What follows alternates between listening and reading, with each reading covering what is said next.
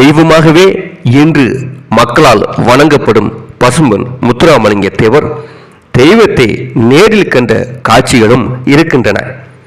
ஒருமுறை தன் மாமாவுடன் மதுரையில் ஓர் உணவு விடுதிக்கு சாப்பிட சென்றபோது அங்கே சுவரில் மாற்றப்பட்டிருந்த சுவாமி விவேகானந்தர் படத்தை தேவர் பார்க்கிறார்.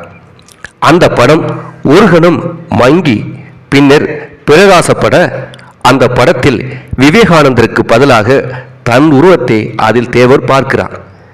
வியப்பு மேலிட கண்களை கசக்கி கொண்டு மீண்டும் பார்க்க தன் உருவமே படமாக தெரிகிறது. அதற்கு அருகில் இருந்த மாமாவிடம், இது என்ன அதிசயம், அந்த படத்தில் என் வடிவம் தெரிகிறதே என கேட்க அவர் பார்த்தபோது சுவாமி விவேகானந்தர் படம் மட்டுமே தெரிந்திருக்கிறது. சும்மா இறப்பா, உனக்கு ஏதோ மனப்புறமை என்று ஆசுவாசப்படுத்தியிருக்கிறார் மாமா.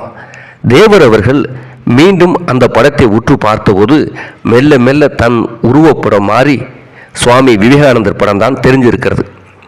சரி, இது தனக்குள் ஏற்பட்ட ஒருவித தன்னுணர்வு, பிறரிடம் சொல்வது சரியானது அல்ல என்று பேச்சை அத்தோடு விட்டுவிட்டார். பின்பு ஒரு முறை மதுரை மீனாட்சி அம்மன் ஆலயத்தை சுற்றி வந்தபோது அழகான மங்கை ஒருவர் தேவர் அவர்களை வயிற்றுகண் வாங்காமல் பார்த்தவாறு வர அபிராமி ஸ்லோகங்களை மனதுக்குள் பாடியபடி நடந்த தேவரின் மனதை ஏதோ ஒரு சக்தி இடறுவது போல தாக்க தேவர் அவர்கள் நின்று நிமிர்ந்து பார்க்கிறார். அந்த அழகு மங்கையும் நின்றபடியே பார்க்கிறார். அந்த பார்வை தாய்மையின் பிரதிபலிப்பாக இருக்கிறது. தேவர் கண்களுக்கு தெய்வ தோற்றம் தெரிகிறது.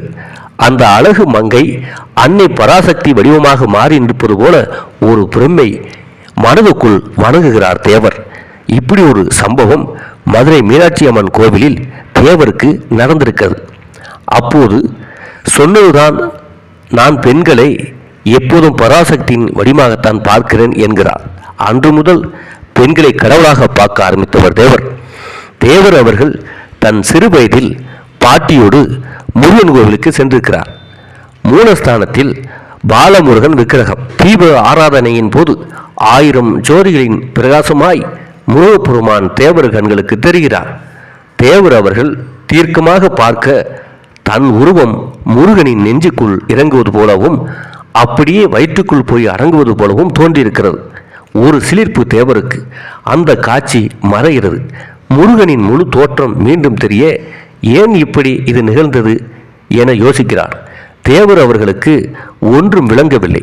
பாட்டியிடம் இதை சொல்லி விவரம் கேட்கிறார். நீ முருகனின் பிள்ளையப்பா, அதுதான் உனக்கு அப்படி தெரிந்திருக்கிறது என்று பாட்டி சொல்லியிருக்கிறார்.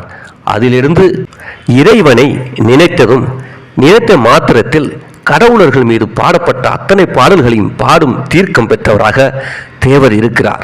எல்லோரும் ஆன்மீகவாதியாக ஆகிவிட முடியாது. அதற்கு இறைவனின் அருளும் ஆசியும் தேவை.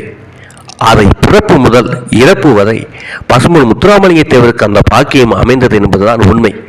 கடவுளோடவே வாழ்ந்திருக்கிறார், கடவுளையும் கண்டிருக்கிறார், கடவுளாவே மறைந்தார். இன்றும் கடவுளாக அனைவராலும் வணங்கப்படுகின்றார். இவர் போன்ற ஒரு பிறப்பெடுத்து வாழ்ந்து மறைந்தவர்கள் உலகில் எவருமே இல்லை. ஒரு தேவர், அது பசும்பொன் முத்துராமலிங்க தேவர் மட்டுமே தான். இது போன்ற முக்குளத்தூர் தேவர் சமூகத்தின் வரலாறுகளை தொடர்ந்து பதிவிட்டு வருகிறோம்.